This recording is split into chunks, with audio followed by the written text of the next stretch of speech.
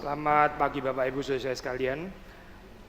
Kita hari ini memasuki minggu ke-9 setelah Trinity Sunday dan kita akan merenungkan bagian firman Tuhan yang berkaitan dengan kalender gereja hari ini, yaitu dari Filipi.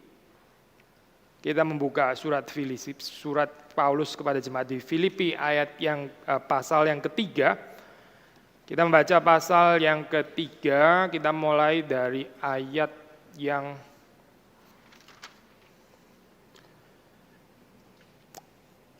kelima ya, atau ayat yang ke-4b. Ayat yang ke-4b sampai dengan yang ke-11. Jika ada orang lain menyangka dapat menaruh percaya pada hal-hal lahiriah, aku lebih lagi. Disunat pada hari ke-8 dari bangsa Israel, dari suku Benyamin, orang Ibrani asli. Tentang pendirian terhadap hukum Taurat, aku orang Farisi. Tentang kegiatan aku penganiaya jemaat. Tentang kebenaran dalam menaati hukum Taurat, aku tidak bercacat. Tetapi apa yang dahulu merupakan keuntungan bagiku, sekarang kuanggap rugi karena Kristus. Kita membaca bersama-sama ayat ke-8. Malahan segala sesuatu kuanggap rugi, karena pengenalan akan Kristus Yesus Tuhanku lebih mulia daripada semuanya. Oleh karena dialah aku telah melepaskan semuanya itu dan menganggapnya sampah, supaya aku memperoleh Kristus dan berada dalam Dia, bukan dengan kebenaranku sendiri karena mentaati hukum Taurat, melainkan dengan kebenaran karena kepercayaan kepada Kristus, yaitu kebenaran yang Allah anugerahkan berdasarkan kepercayaan. Yang ku kehendaki ialah mengenal Dia dan kuasa kebangkitannya dan persekutuan dalam penderitaan, di mana aku menjadi serupa dengan Dia dalam kematiannya, supaya aku akhirnya beroleh kebangkitan dari antara orang mati. Demikian pembacaan firman Tuhan. Mari kita masuk di dalam doa. Tuhan, kami bersyukur kami bisa beribadah pada pagi hari ini dan Engkau memberi kepada kami peristirahatan rohani. Tuhan, menenangkan hati, pikiran kami yang seringkali kacau, melayang-layang dan memikirkan hal-hal yang tidak berguna. Dan kami berdoa Roh-Mu yang kudus berbelas kasihan baik pada hamba-Mu maupun setiap kami yang hadir pada hari ini, pada pagi hari ini. Dan Tuhan menyapa kami dengan firman-Mu. Kiranya Tuhan yang menerjemahkan segala kelimpahan firman Tuhan ini di dalam konteks keperluan hidup kami yang kami perlukan pada hari ini. Demi Yesus Kristus kami berdoa, kami memohon. Amin. Sudah ada penafsir yang mengatakan ini bagian ini ya, 7-11, ini bagian perikop yang kita baca, ini adalah esensi dari teologi Paulus. Lalu terus kemudian dia membagi lagi ayat 7-8 dan 9-11. 7-8 dia kasih judul spiritual bankruptcy, kebangkrutan rohani. Lalu terus kemudian ayat 9-11 dia berikan judul spiritual wealth atau kekayaan rohani. Saya kira ini struktur yang bermanfaat ya, dan ya bukan cuma di dalam tulisan Paulus tapi juga di dalam bagian lain di dalam firman Tuhan. Kita akrab dengan pattern ini ya. Waktu kita mau mengenal Kristus sebagai kekayaan rohani yang tertinggi, itu nggak mungkin tanpa evaluasi atau mungkin lebih tepat istilahnya devaluasi dari kehidupan kita yang sebelumnya, meaning kita menganggap itu sebagai satu kehidupan yang gak berguna lagi. Bukan cuma gak berguna, tapi di sini dikatakan rugi. Ya. Kalau ini ada di dalam kehidupan kita, kita bisa mengatakan bahwa betul-betul ada true conversion ya, di dalam hidup ini. Ada pertobatan yang sejati. Pertobatan itu bukan seperti kita sudah sering mengatakan ya, bukan spiritual add-on gitu, bukan itu. Itu bukan kehidupan lama yang dihias somehow, dikasih dekorasi gitu ya, ditambah-tambah dengan kekristenan, ditambah dengan Bible study, ditambah dengan doa, ditambah dengan pergi ke gereja pada hari Minggu dan sebagainya. Bukan, bukan. Itu bukan konsep pertobatan di dalam pengertian Alkitab itu. Ada banyak orang itu akhirnya binasa ya, karena apa Karena mereka berpikir pertobatan itu ya begitu gitu. Semacam tambahan saja ya. Kekristenan itu seperti kayak penghias ya. Tapi nggak ada perubahan apa-apa sebetulnya. Nggak ada clean break ya dengan the past, itu nggak ada. Nggak ada true conversion sebetulnya di dalam kehidupannya. Memang kita waktu bicara tentang conversion kita bisa bicara banyak hal ya. Banyak sekali yang kita bisa bicarakan aspeknya. Kita mau membicarakan dari aspek Filipi 3 hari ini, yaitu devaluasi ya, dari kehidupan yang lama. Itu seharusnya nggak ada. Negatif evaluasi dari kehidupan yang dulu ya. Paulus bahkan merasa jijik ya. Dan kalau saudara baca di dalam bagian ini, itu semuanya ada kontras ya. Mulai dari ayat yang ke-7 ya. Apa yang dahulu merupakan keuntungan, sekarang gua anggap rugi karena Kristus. Ya, lalu terus kemudian malahan segala sesuatu gua anggap rugi karena pengenalan akan Kristus Yesus Tuhanku lebih mulia daripada semuanya. Lalu karena dialah aku telah melepaskan semuanya itu, menganggapnya sampah supaya aku boleh memperoleh Kristus. Sudah lihat ya, itu gerakannya itu jelas sekali kan ya. Apa yang disampaikan, apa yang dibuang, dan apa yang diperoleh, apa yang dijunjung tinggi. Menjunjung tinggi Kristus itu saya, ada yang dibuang gitu, ada yang disampaikan, ada yang terhadapnya kita itu merasa jijik. Dan bahkan kalau sudah membaca di dalam bagian ini ya, sebetulnya ada certain progression di dalam pemikiran Paulus.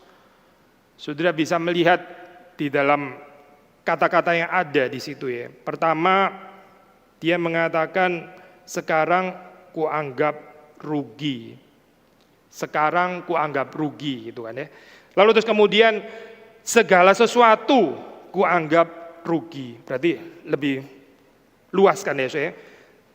Segala sesuatu kuanggap rugi. Lalu terus kemudian aku telah melepaskan semuanya itu. Bukan cuma menganggap rugi, tapi melepaskan semua itu. Lalu kemudian yang terakhir dikatakan menganggapnya sampah, ya, menganggapnya sampah. Jadi makin lama itu makin negatif, ya. Itu namanya pertumbuhan. Ini bukan cuma gambaran statis seseorang yang oke, ada break dengan sinful past, terus setelah itu ya sudah, kan sudah pernah gitu kan ya. Bagian kategori biner, sudah, belum, sudah bertobat, belum bertobat. Tapi kita membicarakan tentang semakin bertobat di sini. Kita membicarakan tentang semakin jijik, kita membicarakan semakin menghina, ya, dan kita membicarakan tentang semakin kagum ya, akan Kristus. Ada progres di sini ya, pertumbuhan yang terus-menerus terjadi di dalam kehidupan orang yang sungguh-sungguh mengenal atau percaya kepada Kristus. Apa sih yang dianggap rugi oleh Paulus di sini ya? Kalau sudah melihat di dalam ayat yang keempat itu,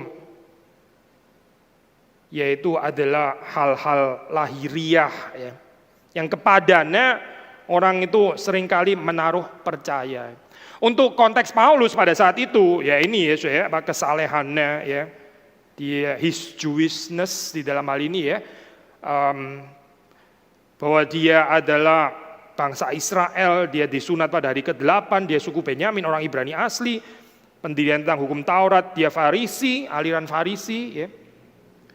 Kegiatannya adalah penganiaya jemaat, di dalam kebenaran menaati Taurat, dia tidak bercacat.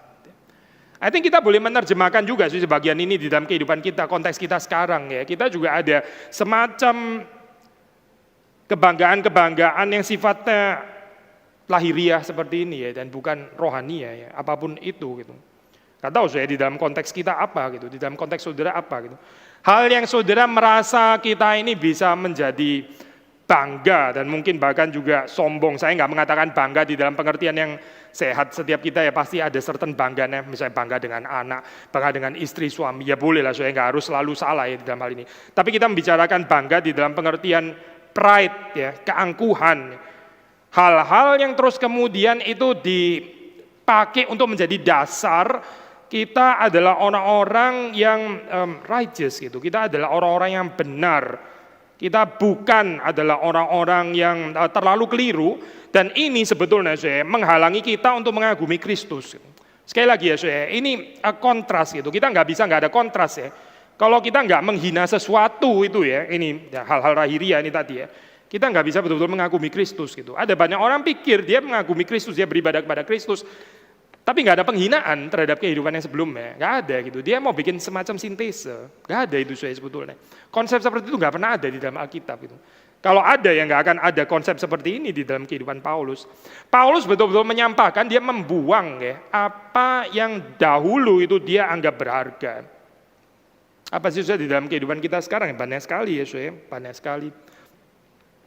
Penerimaan orang lain, kekayaan, status sosial gitu ya, mungkin as simple as pakaian saudara, atau kepintaran saudara, atau perhaps aliran teologi saudara. By the way, ini juga bicara tentang aliran teologi, Farisi, sudah aliran teologinya apa gitu, reform itu misalnya ya. Itu juga bisa menjadi kebanggaan lahiriah ternyata gitu. Ada banyak hal yang bisa membuat kita itu akhirnya kabur ya akan the righteousness of God. Itu membuat kita nggak bisa mengagumi. Kita akhirnya terhambat di dalam pengenalan kita akan Kristus ya karena hal-hal ini gitu. Karena hal-hal lahiriah ini yang terus kemudian kita nggak sadar ya, kita itu stuck sebetulnya di dalam kehidupan, nggak bertumbuh.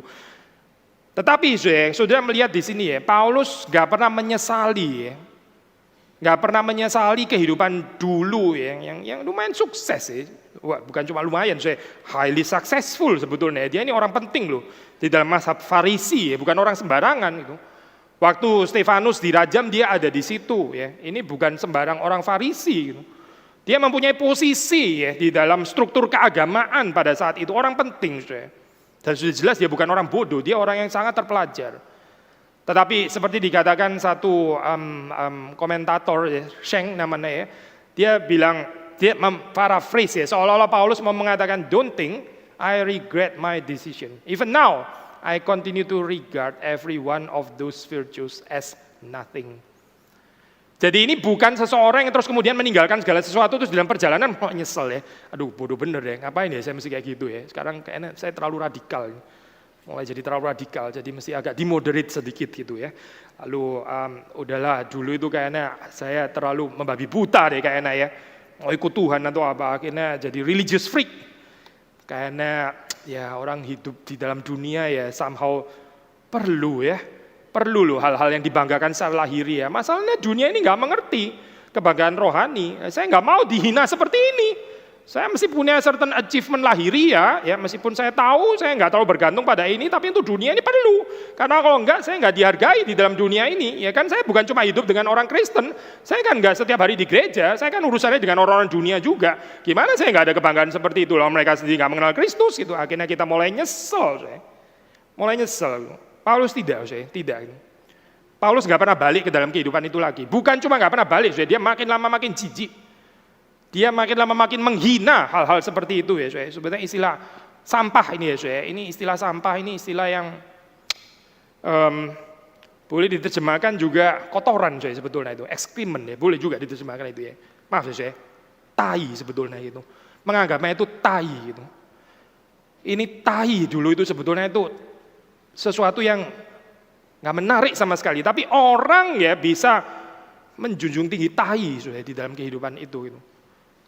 Ini sesuatu sampah yang nggak menarik lagi, bukan cuma nggak menarik ya. Ya saudara tahu kotoran itu bukan hanya sekedar nothing ya, tapi juga itu mempunyai satu kekuatan untuk memberikan kerusakan gitu. Kotoran itu bukan cuma sekedar nothing, saudara kalau ada, maaf ya itu tadi ya, tai kucing di dalam kamar saudara nggak masuk terus nggak apa-apa, ini mah nothing buat saya gitu ya. Masalah bukan nothing ini mesti dibersihin, apalagi kalau di tempat tidur gitu misalnya ya. Saya sebel banget kalau anjing itu ini ya pipis di atas ranjang, kurang ajar sekali ya tapi dia nggak ngerti, mungkin salahnya kita juga sih ya. Dia pikir dia mau klaim teritori juga di situ ya, dengan kencingin di situ ya, nggak ngerti lah dunia anjing seperti apa gitu ya. Tapi itu sebel banget jadi kotor gitu, dan itu for sure bukan nothing. Kita nggak bisa bilang ya pokoknya saya nggak nyembah kencing ini, saya nggak apa-apa gitu ya, pokoknya dia mau kencing juga apa, yang penting kan saya nggak menghargainya gitu. Bukan cuma sekedar nggak menghargainya, tapi menyampahkannya itu adalah hal yang lain ya. Saudara jijik dengan hal itu, saudara menghina actually ya, hal tersebut itu. Mungkin ada satu tafsir yang agak sedikit lebih susah ya, dan sebetulnya juga bisa ditafsir ini ya skibalon itu ya. Skibalon itu ternyata dari satu abreviasi kata Yunani totois skibalomenon deh, skibalomenon terus jadi skibalon ya. Itu artinya adalah sesuatu yang biasa diberikan kepada anjing gitu. Agak kasar sih ya terjemahan ini kayaknya. Apalagi terus kemudian kalau saudara membandingkan di dalam tulisan Paulus, dia menyebut musuh-musuhnya, oponen para pengajar palsu itu sebagai anjing-anjing ya. Saudara jangan salah tafsir ya, ini bukan Paulus sedang menghina atau benci dengan orang-orang itu, bukan. Tapi ini bicara tentang konsep ya, bicara tentang konsep ya. Maksudnya ya, ini ya, yang seringkali disembah, dipuji, dipertahankan oleh manusia, itu sebetulnya adalah yang boleh dilempar kepada anjing, dan kamu itu bukan anjing gitu. Kamu bukan anjing, jangan ke sana gitu. Kalau kita bukan anjing, ya jangan ke sana gitu. Karena itu adalah untuk anjing sebetulnya. Jadi sekali lagi ya saya, Paulus mau mengingatkan tentang dignitas seorang yang dibenarkan di dalam Kristus, itu artinya apa gitu. Hal yang tadinya dianggap keuntungan sekarang dianggap rugi karena Kristus. Tadi kita mengatakan bahwa itu punya kekuatan ya untuk merusak kehidupan kita ya. Di dalam hal apa sih? Di dalam hal yaitu kita bisa buta ya akan Injil. Kita bisa buta anugerah Tuhan. Kita bisa buta terhadap righteousness of God. Karena di dalam hal-hal lahiria yang dibanggakan itu ya, yang kita membangun identitas kita di sana, itu manusia mendirikan his or her own righteousness. Dan ini selalu berbenturan dengan righteousness of God di dalam Kristus. Selalu. Orang yang di dalam kehidupannya itu self-righteous ya, itu nggak mau kalah, selalu merasa benar sendiri dan sebagainya. Pasti dia susah mengerti Injil. Pasti susah. Dia akan susah mengerti kasih karunia, dia susah mengerti pengampunan, dia sulit mengerti dan mengagumi, tersentuh, ya kagum kepada Allah dan kebenarannya. Karena ini berbenturan, ini bukan sesuatu yang bisa diintegrasikan, tapi sesuatu yang kita mesti memilih. Either kita mendirikan kebenaran kita sendiri dan buta terhadap kebenaran Allah, atau kita menyadari bahwa kebenaran yang dibangun oleh manusia itu sebetulnya adalah sampah.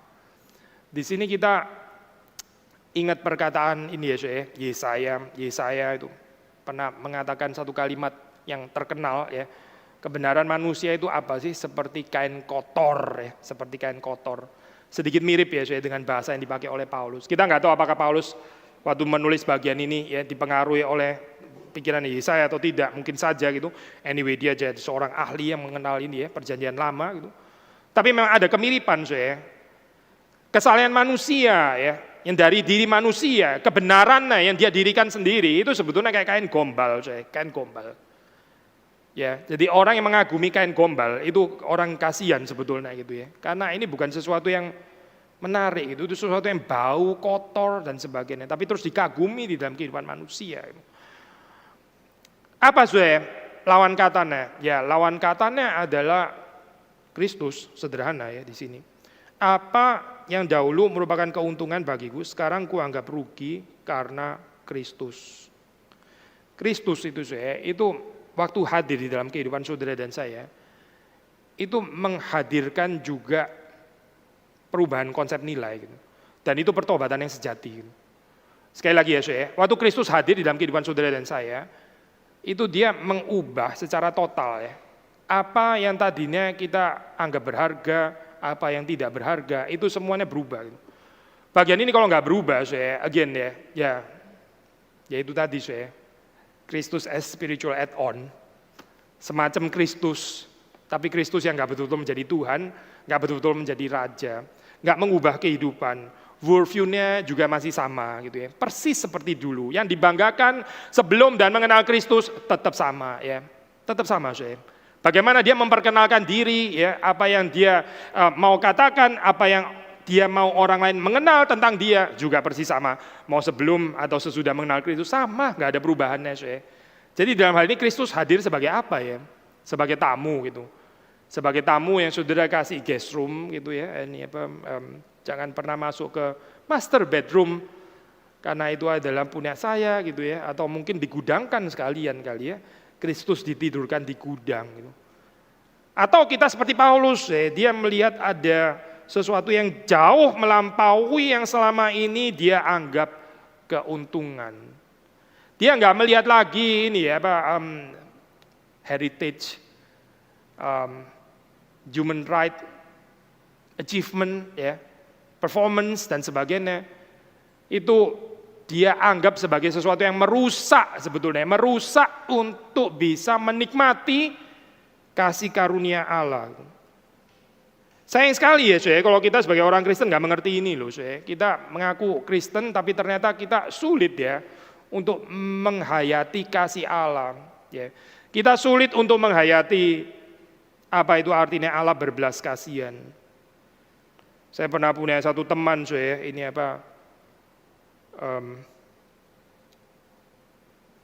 kita sama-sama studi ya saudara, sama-sama studi.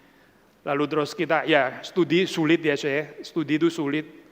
Saya mengatakan kalimat dia di dalam studi kita memang ini ya, perlu bergantung kepada Tuhan, kita berdoa minta belas kasihan Tuhan. Dia ketawa sinis ya, dia ketawa sinis. Padahal dia orang Kristen loh. Berdoa itu orang-orang yang nggak belajar gitu. Loh, apa ya maksudnya itu? Berdoa itu orang-orang yang ya dia nggak ada perjuangan kali di dalam kehidupannya gitu, nggak bisa belajar kali, nggak smart enough atau apa ya, berdoa. Seolah-olah muak dengan istilah berdoa, seolah-olah muak ya dengan istilah anugerah gitu. Karena istilah anugerah dianggap seperti kayak nggak menjalankan tanggung jawab pribadi. Memang sih ada kenyataan seperti itu, tentu saja ada gitu. Orang yang bicara anugerah Tuhan, apalah belas kasihan Tuhan, tapi hidup nggak pernah bertobat, memang ada betul gitu. Tapi kan nggak harus semuanya kayak begini ya saudara. Kenapa orang bisa sinis dengan anugerah ya? Lalu anugerah dianggap sebagai satu model kehidupan di mana orang itu nggak menjalankan bagiannya gitu. Saya nggak mengerti loh saya. Orang Kristen berpikir seperti ini betul-betul nggak mengerti ya. Tapi memang betul saya. Waktu kita bicara tentang kasih karunia itu benar-benar batu sandungan sih memang saya. Batu sandungan gitu. Karena kita sebagai manusia saya, kita itu ya kita kita nggak menolak sih pembicaraan tentang kasih Allah dan sebagainya. Tapi kalau bisa itu kasih Allah itu kita sesuatu yang kita deserve gitu. Kita lebih suka dengan konsep seperti itu. Kita bukan nggak suka bicara tentang berkat Tuhan, tapi berkat Tuhan itu kita deserve. Gitu. Maksudnya saya melakukan sesuatu, makanya Tuhan memberkati saya. Gitu. Saya melakukan sesuatu apa gitu ya, makanya terus kemudian Tuhan itu mengasihi saya gitu. Nah itu kita mau gitu. Kita bukan menolak sama sekali konsep kasih Tuhan, ya, tidak. Tapi kalau bisa, saya ada sesuatunya dulu gitu. Setelah itu Tuhan memberkati gitu ya. Nah itu oke. Gitu. Tetapi itu bukan kekristenan, saya bukan gitu. Kalau di dalam teologi Kristen, ya itu yang disebut dengan pelagianisme, yaitu pelagianisme, semi pelagianisme. Gak betul-betul bisa mengerti apa artinya itu anugerah. Sulit ya untuk memosisikan diri sebagai pengemis rohani, itu sulit di dalam bagian ini. Sehingga selalu ada yang mau ditambahkan gitu. Anugerah Tuhan iya gitu, tapi itu sebagai respons terhadap initiate saya melakukan sesuatu ya. Kenapa saya? Mungkin kita seneng ya di dalam hal ini nggak ada perasaan berhutang gitu. Kita senang di dalam kehidupan ini kalau kita nggak punya perasaan berhutang harus mesti balas budi ya, termasuk bahkan juga kepada Tuhan gitu. Kita lebih senang kalau kita yang menghutangi orang lain. Oh sudah jangan salah sudah. Ini persoalan di dalam kehidupan manusia itu bukan cuma kepelitan loh. Persoalan dalam kehidupan manusia itu bukan cuma pelit sudah. Persoalan di dalam kehidupan manusia itu adalah manusia dengan his atau her generosity ya. Dia itu mau menanamkan perasaan berhutang kepada yang lain kepada dia. Gitu. Dan ini nggak mungkin pakai kepelitan, saudara harus generous untuk ini. Gitu. Ada racun yang lain lagi. Gitu. Oh iya, memberkati orang lain, melayani orang lain, ya. Membesuk orang lain, mendoakan orang lain, ya. Sambil memberikan perasaan berhutang di dalam kehidupan orang lain. Supaya dia diingat dan sebagainya. Gitu. Ini menakutkan ya, saudara. Ini kerusakan seperti ini. Ya. Saudara kita mesti berhati-hati ya, kalau saudara adalah orang yang suka besuk tapi nggak mau dibesuk, awas ya saudara. Saudara senang kalau melihat orang lain vulnerable gitu ya. Terus kemudian dengan saudara menyatakan kekuatan dan kasih saudara kepadanya ya, yang vulnerable itu ya. Saudara mendoakan, tapi saudara sendiri nggak mau tampil vulnerable gitu. Waktu saudara berada di dalam keadaan lemah, nggak apa-apa, saya kuat, nggak ada persoalan, nggak apa-apa. Nggak usah mendoakan saya, juga nggak usah kasih diakonia. Memangnya saya kere apa gitu? Hati-hati ya, saudara, hati-hati gitu. Saudara nggak mau dilayani, nggak mau didoakan, nggak mau dapat belas kasihan dan sebagainya. Ya inilah persoalan kehidupan manusia. Again, persoalannya itu bukan cuma pelit, saudara. Pelit itu one thing, memang sih pelit itu persoalan ya. Persoalan juga bisa seperti kayak too generous seolah-olah gitu ya. Tapi ada motif yang lain, yaitu dengan menanamkan perasaan berhutang ya. Termasuk saudara bahkan juga kepada Tuhan. Tuhan pun juga diginiin saudara. Jadi saya beri kepada Tuhan ya, Tuhan ini hutang kepada saya. Saya sudah melakukan sesuatu kepada Tuhan, nah sekarang Tuhan melakukan apa kepada saya? Karena saya sudah melakukan sesuatu kan kepada Tuhan. Ini bukan kekristenan ya saya, bukan gitu. Kekristenan bukan mengajarkan itu. Kekristenan itu mengajarkan saudara dan saya spiritually bankrupt, dan ini bukan cuma permulaan saya, tapi terus sampai ketemu Tuhan ya di dalam keadaan seperti ini. In order to understand the greatness, the value of Christ. Spiritually bankrupt terus menerus ya, di dalam hal ini. Meskipun sudah memiliki, meskipun sudah diberkati, meskipun sudah diberikan dan sebagainya, tetap saya menghayati diri sebagai pengemis di hadapan Tuhan. Terus menerus ya, terus menerus. Kalau kita nggak menjaga bagian ini saya, kita akan rusak kerohaniannya. Mungkin itu cuma permulaannya doang gitu. Permulaannya kita rendah hati, ya. Permulaannya kita menyampahkan hal-hal lahiriah. Tapi terus kemudian pelan-pelan kayaknya hal-hal lahiriah not that bad ya. Nggak buru-buru juga gitu. Ini somehow bisa di-combine kok. Bisa diintegrate ya ternyata dengan doktrin Kristen yang namanya anugerah itu. Akhirnya terjadilah sinkretisme ya. Sinkretisme di dalam gereja, di dalam orang-orang Kristen, ada campuran-campuran ya. Dan itu mengaburkan pemandangan akan Kristus ya. Yang rusak itu sebetulnya adalah visi tentang Kristus. Itu kabur akhirnya ya. Calvin saya pernah mengatakan ini ya di dalam bagian ini, by the way saya kalau boleh loncat sedikit, mungkin saya nggak terlalu sistematis ya, karena waktunya terbatas, ayatnya padat sekali. Di dalam bagian akhir ayat 11 itu di dalam bahasa aslinya itu menimbulkan ini ya salib di dalam penafsiran ya, crux interpretum kalau di bahasa Latin ya. Itu orang sulit sekali menafsir ya. Karena di sini ini bahasa Indonesia nggak muncul sama sekali. Even saya cek di dalam ESV juga nggak terlalu muncul ya, agak sedikit diselamatkan itu terjemahannya. Tapi sebetulnya di dalam bahasa aslinya, itu di dalam ayat yang ke-11, itu Paulus ya, waktu dia mengatakan, supaya aku akhirnya beroleh kebangkitan dari antara orang mati, ya itu boleh pakai terjemahan Inggris, if somehow I may reach, if somehow. Ya. Somehow itu, loh Paulus ini gimana ya keyakinan keselamatannya ya? Ini percaya atau nggak percaya sih sebetulnya gitu. Kita kadang-kadang sulit deh saya ini mengerti creative tension ini ya. Kadang-kadang kita dididik di dalam soteriologi, bukan kadang-kadang, saya sering sekali kita dididik di dalam soteriologi reform kan ya. Kita mesti punya assurance of salvation ya. Kalau nggak ada assurance, kita bahkan menginjili dengan cara seperti itu kan ya saya. Saudara yakin nggak kalau mati pasti diselamatkan? Nggak yakin toh gitu kan ya. Nggak yakin, nah mulai ngomong gitu kan, mulai ngomong. Dia mesti yakin gitu. Kalau nggak yakin dia ada persoalan gitu kan ya. Saudara, saya beberapa semester lalu ya mempelajari lagi nih ya Pak di dalam tulisan orang-orang seperti John Flavel dan sebagainya. Dan bukan cuma Flavel saya, tokoh-tokoh yang lain, reform ya saya. Ternyata mereka membedakan saya. Ada dua gitu, ada dua ya.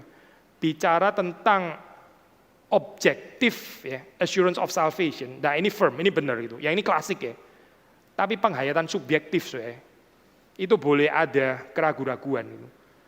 Dan ini established ya di dalam reform sistematik teologi. Maksudnya bukan cuma satu orang ya gitu yang mengajarkan seperti ini. Tapi agak jarang ya saya bicara ini ya. Nah, saudara bisa baca di dalam bagian ini yang again ya ini terjemahan Indonesia.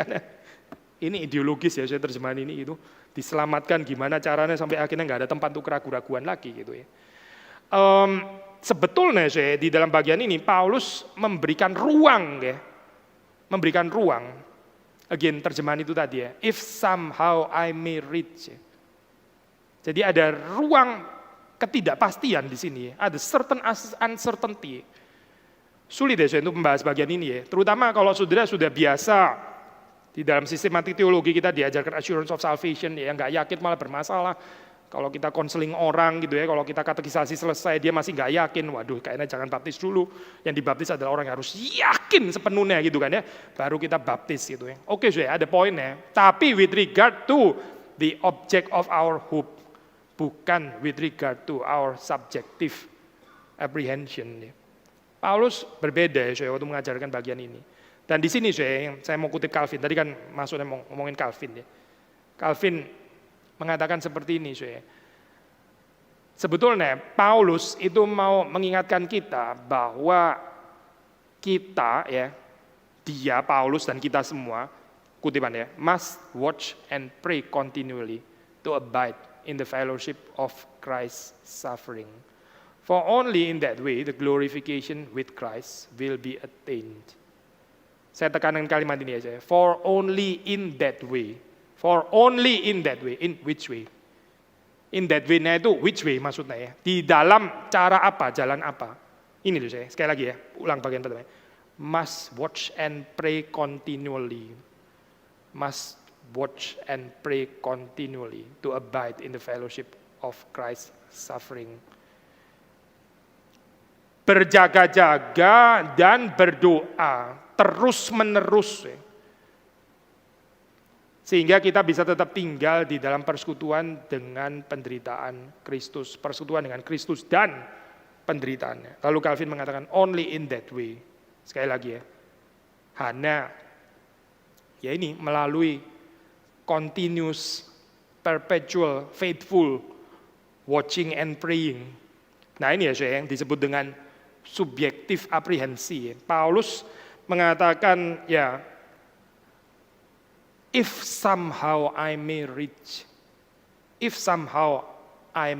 saya bandingin dengan terjemahan ESV ya saya, yang lain lagi ya saya, ESV, that by any means possible I may attain the resurrection from the dead. Agak lain lagi ya saya terjemahannya ya, that by any means possible ya. Tapi sebenarnya terjemahan lebih tepat itu adalah if somehow I may reach. Pertanyaannya saya, kenapa ya Paulus bikin space kayak begini untuk apa ya gitu ya? Perhatikan ya saya, ada orang-orang yang terlalu overconfident saya dengan keselamatan dan itu bahaya sekali gitu. Sekali lagi ya saya, ada orang yang terlalu confidence dengan keselamatannya dan itu berbahaya saya. Yang berbahaya itu bukan cuma nggak ada keyakinan keselamatan, saudara jarang dengar kali ya kalimat ini ya. Nggak punya keyakinan keselamatan, ada bahaya, betul saya. Lalu punya keyakinan akan keselamatan tapi keliru, itu juga bahaya saya sebetulnya gitu. Orang-orang perfeksionis di sini ya. Tahu dari mana saya ada orang-orang perfeksionis? Kita bisa segera rekonstruksi ya, kita nggak baca bagian ini, tapi kalau saudara membaca di dalam ayat 12, 11 ini kan sebenarnya transisi ya, masuk ke dalam ayat 12. Bukan seolah-olah aku telah memperoleh hal ini atau telah sempurna, itu berarti saya di dalam jemaat Filipi ya. Ada orang-orang yang merasa dirinya sempurna. Kalau enggak, Paulus nggak akan ngomong bagian ini gitu. Ada kaum perfeksionis di sini ya saya. Ada orang-orang yang rasa ya mereka itu sudah mendapatkannya. Mereka pasti ya gitu. Beroleh kebangkitan dari antara orang mati, pasti itu. Sudah saya mau ngapain, mau enggak ngapa-ngapain, mau apa, pasti itu. Karena apa? Karena saya ada kekuatan untuk mencapai itu gitu. Saudara perhatikan yang rusak itu adalah anugerah sebetulnya gitu. Yang rusak itu adalah konsep anugerah di dalam orang-orang seperti ini. Kan mereka mendasarkan kepastiannya itu bukan berdasarkan Kristus ya, tapi sekali lagi ya berdasarkan ketekunan mereka itu. Sudah ada bahaya ya saya, subtle ini ya. Orang itu beriman bukan kepada Allah, bukan kepada kasih karunia Kristus, tapi beriman kepada imannya sendiri. Dia sangat bangga ya dengan ketekunannya dia, saya. Bangga sekali ya dengan bagaimana dia setia ya. Bagaimana dia bisa beriman. Gak ada Kristus sebetulnya di sana gitu. Karena saudara gak mendapati satu kesaksian vulnerability, gak ada gitu. Yang ada adalah gambaran orang-orang hebat yang setia ya, yang bertekun. yang sungguh-sungguh ya. Akhirnya saya pertanyaannya, balik lagi kan saya, ya berarti dia masih belum menyampaikan saya. Itu kan menaruh percaya pada hal-hal lahiriah ya sebenarnya itu. Imannya dia, kesalehannya dia, ya, kesetiaannya dia, aliran teologinya dia gitu. Perhaps spirit penginjilannya dia gitu. Itu kan menaruh percaya pada hal-hal lahiriah ya. Pertanyaan saya, Kristusnya di mana coba? Di mana saya Kristusnya? Gak ada. Gak ada pembicaraan tentang kasih karunia Kristus, gak ada saya. Yang ada adalah tentang dia dan ketekunannya gitu. Tentang dia dan kesalehannya. Balik lagi saya, itu Kristen saya. Itu bukan Kristen saya, itu bukan Kristen. Itu gak ada hubungannya dengan Injil. Tidak ada hubungannya. Karena apa saya? Karena gak ada pertobatan sebetulnya gitu. Gak ada pertobatan. Kalau ada pertobatan, dia menganggap itu semua tai, itu semua kotoran, nggak menarik lagi di dalam kehidupannya gitu. Itu baru bicara pertobatan. Tapi sudah sekali lagi ya, ini pun ya menganggap tai ini pun bisa jadi semacam kebanggaan yang baru lagi. Rumit ya sudah. Setan itu begitu licik sudah. Apapun bisa dipakai ya untuk mengacaukan kita, nggak mengerti anugerah Kristus, nggak mengenal Kristus. Gitu. Termasuk ya. Termasuk bahkan juga menyampaikan itu sendiri. Saudara melihat ya di dalam kehidupan Paulus. Itu nggak ada, ya. Dia bicara ini tegas sekali gitu ya. Kita bisa mengkhotbahkannya dengan sangat confidence, gitu. Menyampaikan semuanya. Tapi waktu kita baca ke bawah gitu ya, ada kalimat bukan seolah-olah aku telah memperoleh hal ini atau telah sempurna. Saudara nggak bisa miss di sini ya. Spirit kerendahan hatinya itu ya, saudara nggak bisa miss gitu. Kerendahan hati itu apa sih ya? Kerendahan hati itu ya ini ya. Dia melihat dirinya itu di hadapan Kristus. Dia bukan sedang bicara tentang bagaimana dia sudah menyampaikan semua itu, meninggalkan semuanya itu. Lihatlah berapa berharganya hal-hal yang sudah saya tinggalkan di belakang. Sekarang aku jadi hamba Tuhan gitu misalnya ya. Again saya menaruh percaya pada hal-hal lahiriah ya. Saya kadang-kadang ini saya agak sedikit terganggu dengan ini ya. Dengan orang yang menjadi hamba Tuhan. Terus kalau kita lebih tergerak, terkagum-kagum dengan orang yang ditinggalkan itu lebih banyak gitu ya. Saudara mengerti ya maksud saya? Ini dulu presiden gitu misalnya ya, dan dia masuk STT gitu misalnya ya. Presiden Banana Republic atau apa gitu ya. Sekarang masuk STT gitu. Lah terus apa saya? Yang camat dan lurah itu nggak ada artinya gitu maksudnya. Karena dia nothing to boast itu maksudnya nggak ada yang terlalu ditinggalkan gitu. Kalau ini saya biasa-biasa saja. Ini masuk ya mungkin kita harus pikir-pikir apakah kita mau terima dia atau tidak. Saya terganggu loh dengan kalian. Saudara jangan melihat orang seperti itu ya. Karena Kristus nggak melihat orang seperti itu. Gitu. Kristus nggak terus kemudian melihat Paulus ini misalnya orang pinter sekali loh dia di bawahnya Gamaliel dan sekarang dia jadi Kristen gitu ya. Ada banyak yang dia tinggalkan gitu ya. Ada modal dia untuk ditinggalkan. Sekarang dia menyampaikannya untuk Kristus. Lihatlah sampahnya besar sekali saudara. Mana ada sih kayak gitu. Kok jadi glorifying sampah ya. Bukan glorifying Kristus di sini gitu. Glorifying sampah dong berarti. Masih ada sampah yang gede gitu. Baru Kristus baru menarik gitu. Kalau sampahnya kecil. Ya gak menarik. Biasalah kayak gitu. Apakah itu Injil? Apakah itu Injil? I don't think itu Injil. Itu bukan Injil. Injil itu ini yang diberitakan oleh Paulus ya. Ini Injil. Tuhan itu enggak melihat keadaan saudara dulu itu seberhasil apa atau sebiasa apa atau sekecil apa ya. Tuhan menyelamatkan orang seperti Paulus, Tuhan menyelamatkan orang seperti Petrus, Tuhan menyelamatkan orang seperti Yohanes, Tuhan menyelamatkan pelacur ya. Tuhan menyelamatkan pelacur yang kita nggak tahu namanya bahkan gitu ya, perempuan sundal yang namanya pun juga nggak ditulis. Tuhan menyelamatkan orang seperti Nikodemus. Tuhan menyelamatkan semua orang, semua lapisan orang. Itu Injil. Hati-hati ya dengan sinkretisme menaruh percaya pada hal-hal lahiriah. Karena kalau mau bicara seperti itu, Paulus ya bukan nggak ada, itu masa lampaunya dia. Tapi sekali lagi ya, Paulus melihat itu semua sebagai sesuatu yang damaging, itu damaging, truly damaging sebetulnya gitu. Karena itu menghalangi pengenalan akan Kristus ya. Pengenalan akan Kristus itu apa sih, pengenalan akan Kristus, pengenalan akan salib. Ya. Pengenalan akan Kristus itu bukan pengertian teoritis pasti sudah, bukan pengertian merely akademis, bukan. Itu adalah pengenalan yang sangat memiliki aspek atau dimensi experiential. Nggak ada saya bagian ini gitu. Kadang-kadang kita di dalam ini ya saya reform ini, don't get me wrong ya saya bukan sedang mau mengobrak-abrik reform teologi, bukan loh saya. Ini tetap reform kok sebetulnya gitu. Kalau saudara mulai meragukan saya di sini gitu dan akhirnya susah mendapat berkat, kita biasanya saya di dalam ini ya Pak teologi reform kan mengkontraskan ini saya firman Tuhan dengan pengalaman gitu misalnya ya. Firman Tuhan versus pengalaman gitu. Ini kontras yang agak unfortunate ya saya. Yang dimaksud firman Tuhan itu maksudnya adalah knowledge gitu ya, knowledge. Lalu dikontraskan dengan pengalaman. Padahal saya strukturnya itu harusnya firman Tuhan ya. Firman Tuhan kita bisa mengertinya ya, knowledge. Firman Tuhan kita bisa mengalaminya gitu. Tapi kenapa ya ada penekanan knowledge somehow yang dianggap dengan firman Tuhan ya, doktrin yang benar versus pengalaman. Seolah-olah kalau pengalaman itu nggak mungkin doktrinal gitu ya. Kalau pengalaman itu nggak mungkin biblical. Ini masalah loh saudara. Ini masalah besar sebetulnya di dalam teologi gitu. Karena apa? Ya karena eksesnya adalah orang-orang itu merasa mengenal Kristus, ya, mengerti, tapi miskin sudah di dalam pengalaman. Karena pengalaman selalu dilecehkan seperti ini.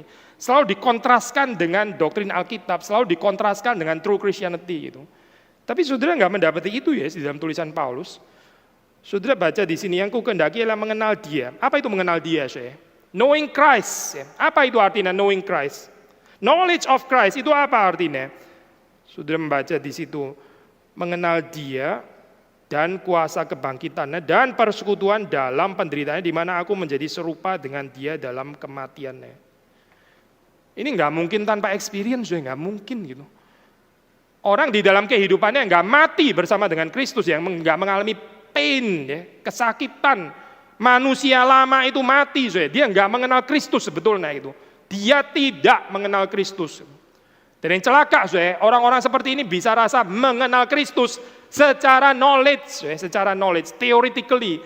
Tapi sebetulnya nggak pernah ada persekutuan dengan Kristus. Kenapa? Karena dia nggak pernah mati bersama dengan Kristus. Dan karena itu dia juga nggak mengenal kuasa kebangkitan Kristus. Nggak mengenal sebetulnya gitu. Menakutkan sekali ya kayak begini nih. Sangat menakutkan loh.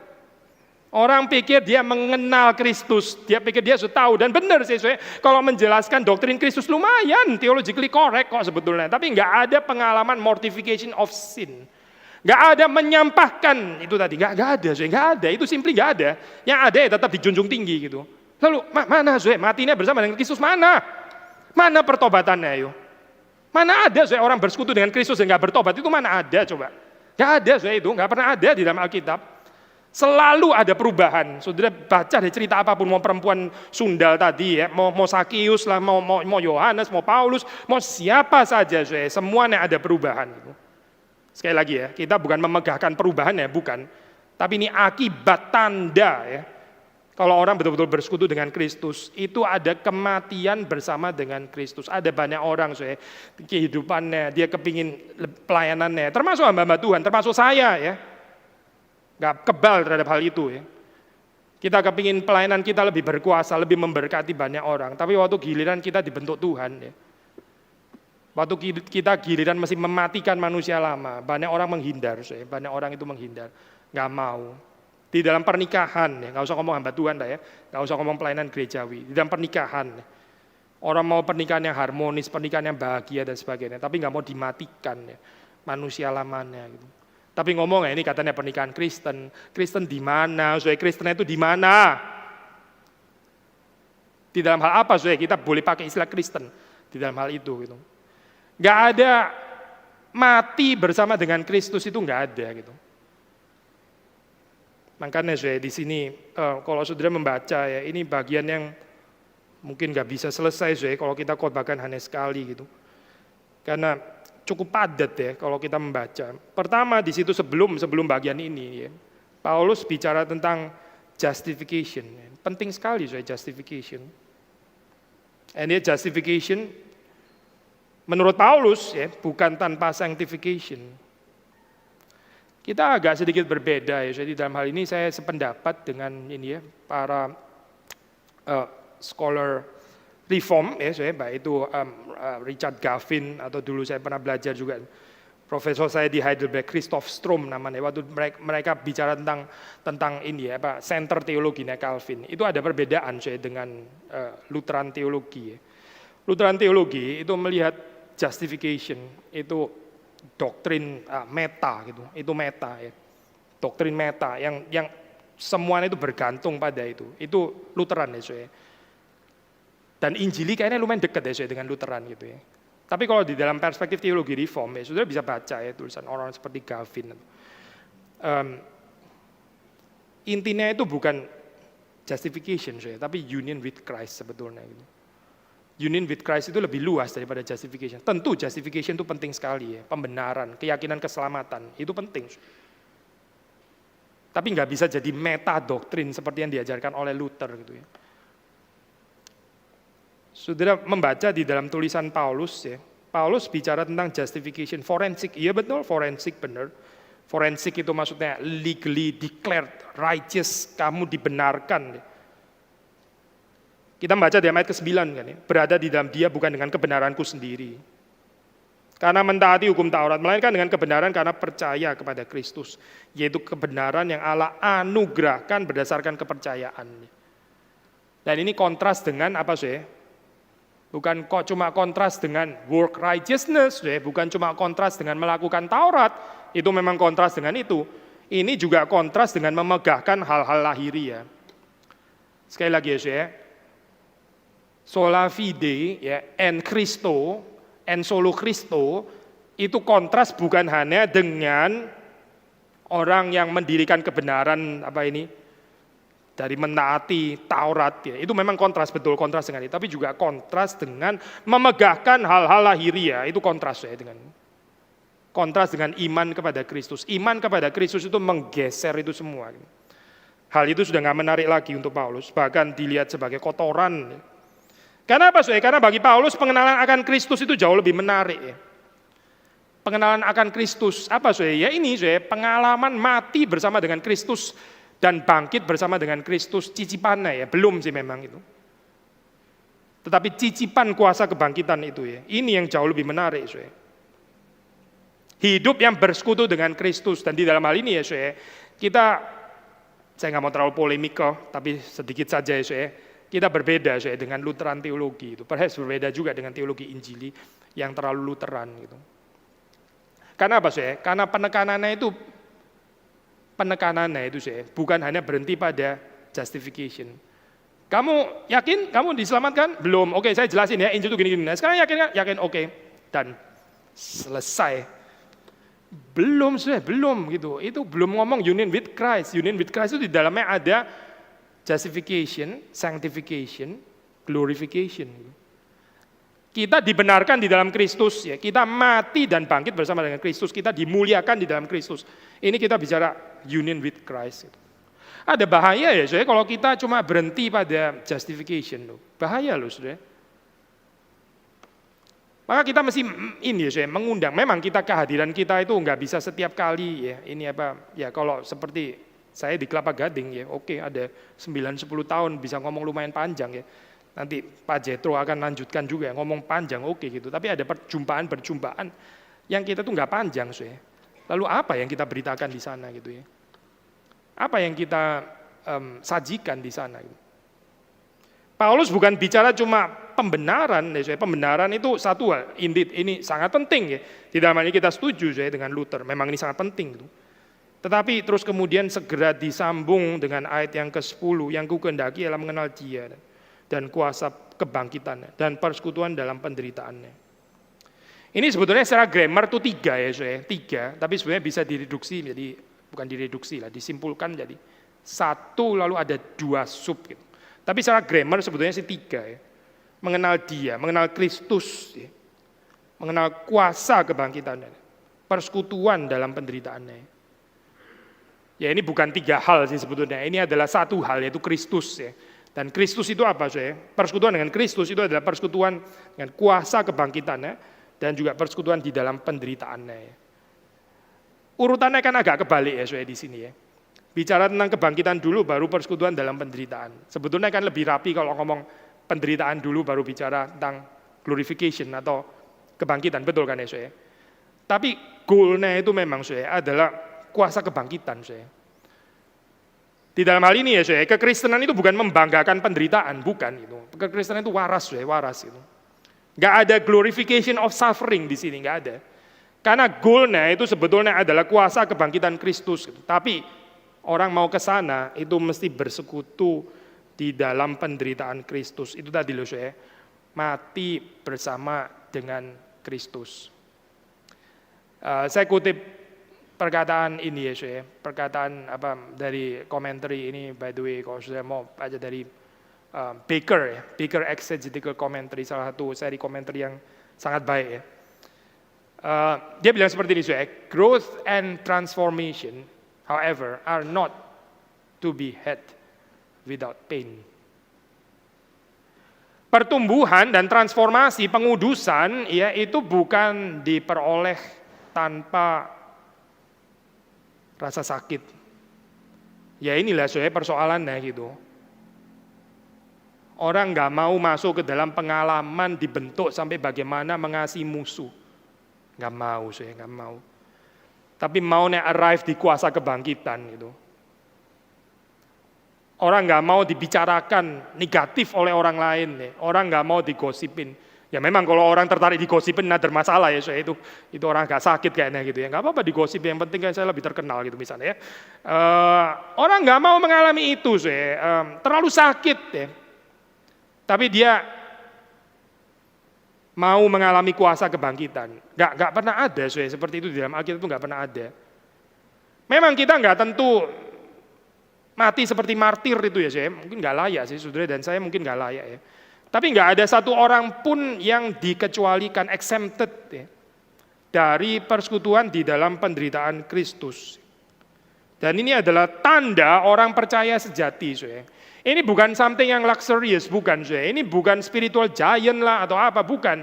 Ini orang Kristen normal, biasa, sehat. Akan bersekutu di dalam Kristus dan penderitaannya. Dari situlah kita itu menjadi serupa dengan Kristus di dalam kematiannya. Saudara perhatikan ya kalimat ini ya. Saudara boleh bandingkan dengan ayat yang lain ya, mungkin lebih terkenal gitu ya waktu bicara tentang hal ini ya, bicara di dalam Roma ya. Saya pernah mengkhotbahkan ini di PA Wanita gitu. Di situ juga bicara bagaimana kita mati bersama dengan Kristus. Ini bagiannya nggak ada di dalam kehidupan Kristen. Karena kalau nggak ada, ya itu cheap grace ya, cheap Christianity, dan yang paling mengkhawatirkan sekali lagi sebetulnya nggak ada persekutuan dengan Kristus.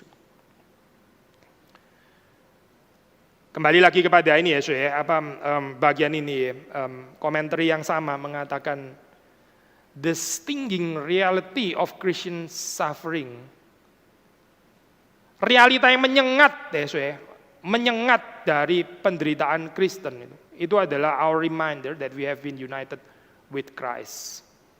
Kalau kita betul-betul dipersekutukan dengan Kristus, ya, kita akan mengalami realita yang sama, tak kerana sangat mungkin lain, gitu ya. Setiap orang berbeda-beda, tapi kita akan mengalami realita ini, realita yang menyengat, ya, betul-betul menyengat.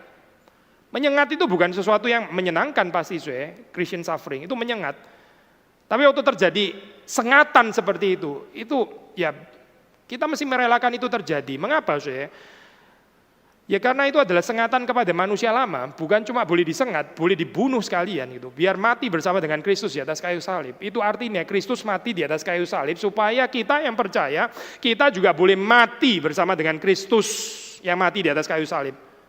Kalau nggak ada konsep ini nggak ada mortification of the old self, sekali lagi itu bukan kekristenan bukan. Itu Kristusnya cuma embel-embel doang itu bukan Kristus yang asli. Nggak ada gerakan mati bersama dengan Kristus, nggak ada. Berarti nggak ada persekutuan dengan Kristus. Itu adalah orang-orang yang tidak dikenal oleh Allah sebetulnya. Allah nggak mengenal dia. Menakutkan ya di satu sisi kalau kita melihat kepada kekuatan kita, ya memang menakutkan. Tapi Paulus sendiri mengatakan ini kan dia, if somehow gitu. Kalau seandainya akhirnya aku beroleh kebangkitan dari antara orang mati. Saudara merasa di sini beautiful kan jadi kalimatnya gitu. Waktu kita melihat kepada kekuatan kita sendiri, kita lihat ini menakutkan. Ya Paulus juga saya. Dan ini menghibur saya. Justru lebih menghibur daripada kalimat-kalimat yang terlalu yakin gitu misalnya. Nah akhirnya terus luput. Bukan seolah-olah aku telah memperoleh hal ini atau aku telah sempurna. Menghibur saya kalimat ini gitu. Karena kalau kita melihat kepada kesempurnaan kita sendiri, ya memang belum sempurna gitu. Paulus pun juga seperti itu. Melainkan aku mengejarnya kata. Kalau aku dapat juga menangkapnya. Kalau, nah ini benar ya saya. Yang ini terjemahannya benar ini. Kalau aku juga dapat menangkapnya. Kan berarti nggak yakin kan sudah di sini. Kalau aku dapat juga menangkapnya. Tetapi pengharapannya itu di mana? Karena aku pun telah ditangkap oleh Kristus Yesus. Ditangkap oleh Kristus Yesus. Hidup ini apa sih saya? Hidup ini adalah bagaimana menghargai, merespons kesetiaan Tuhan, belas kasihan, anugerah Tuhan, kesempatan yang masih Tuhan berikan, dan bukan tentang ketekunan dan kesetiaan saudara dan saya, bukan berapa besarnya pengorbanan kita, bukan berapa besarnya iman kita dan sebagainya. Hidup bukan itu, saya. Kita nggak beriman kepada iman kita, bukan gitu. Kita beriman kepada Kristus dan penangkapan yang dilakukan olehnya. Karena aku pun telah ditangkap oleh Kristus Yesus. Relax ya, saya. Waktu Paulus melihat kepada dirinya sendiri, ya kalau aku dapat juga menangkapnya. Tetapi kita telah ditangkap oleh Kristus Yesus. Terakhir ya, saya. Jadi melampaui pembacaan ayat 13. Saudara-saudara, aku sendiri tidak menganggap bahwa aku telah menangkapnya, tetapi ini yang kulakukan. Aku melupakan apa yang telah di belakangku dan mengarahkan diri kepada apa yang di hadapanku. Dan berlari-lari kepada tujuan untuk memperoleh hadiah, yaitu panggilan sorgawi dari Allah dalam Kristus Yesus. Melupakan apa yang telah di belakangku. Sekali lagi ya saya, kalimat ini ya. Apa sih yang di belakang Paulus? Itu tadi hal-hal lahiriah yang dia megahkan itu ya. Itu sudah gitu. Yang saudara pernah kerjakan untuk Tuhan, yang perbuatan baik yang saudara pernah lakukan untuk orang lain, itu sudah di belakang, itu sudah lewat. Kita mesti melupakannya. Gitu. Lalu terus kemudian bagaimana? Kita mesti mengarahkan diri kepada apa yang di depan, yang di hadapan. Kristus yang menangkap kita. Kristus yang memelihara kita, Kristus yang terus masih memanggil kita. Berlari-lari kepada tujuan untuk memperoleh hadiah, itu panggilan sorgawi dari Allah dalam Kristus Yesus. Hopefully kita di dalam kehidupan kita boleh terus-menerus bertumbuh di dalam persekutuan dengan Kristus ini. Again, kekristenan yang asli itu highly experiential, highly experiential. Gak mungkin exempt. Pengalaman itu nggak mungkin banget, nggak ada. Ini bukan sesuatu yang saudara contemplate secara philosophically, theologically atau apa gitu misalnya ya di library gitu. Terus kemudian saudara mengalami pencerahan apa gitu ya kayak kesamber something gitu misalnya. Bukan, bukan. Ini adalah pengalaman hidup mati bersama dengan Kristus dan bangkit bersama dengan Kristus. Dan itu adalah kerinduan Paulus. Hal-hal yang lain, yang pernah dibanggakan. Yang menarik ya untuk dunia ini ya. Itu sudah di belakang, disampaikan. Itu adalah kotoran. Jangan menyembah kotoran. Jangan bikin frame kotoran dikasih apa ini ya, bingkai-bingkai dan sebagainya. Itu aneh sekali. Itu kotoran yaitu kotoran. Kotoran itu kita mesti jijik dan kita buang. Setelah itu apa? Setelah itu adalah ini persekutuan dengan Kristus. Harap ini menjadi cerita kehidupan kita ya. Meskipun saudara dan saya belum sempurna. Mari kita masuk dalam doa. Tuhan, kami bersyukur karena Engkau memanggil kami di dalam satu panggilan yang mulia. Bukan seperti yang diberikan oleh dunia ini, tapi kami boleh mendapatkan Engkau kepenuhan-Mu. Dan ampunilah kami Tuhan ketika di dalam kehidupan kami mengikut Tuhan, kami masih sering tertarik, tidak menyampaikan, kami bahkan suka menghias pencapaian-pencapaian yang lahiriah apapun itu. Tuhan mengampuni kami dan Tuhan membangkitkan kerohanian kami supaya kami sungguh-sungguh percaya kepada Tuhan, mengalami persekutuan yang nyata dengan Engkau, bahwa Engkau di dalam kami dan kami di dalam Engkau. Terima kasih Tuhan untuk firman yang kami boleh renungkan di dalam segala keterbatasan hamba-Mu kiranya Roh-Mu yang kudus boleh terus bekerja dan menjelaskannya, mengonfirmasikan, menghidupkannya di dalam kehidupan jemaat-Mu. Demi Yesus Kristus kami berdoa, kami bersyukur. Amin.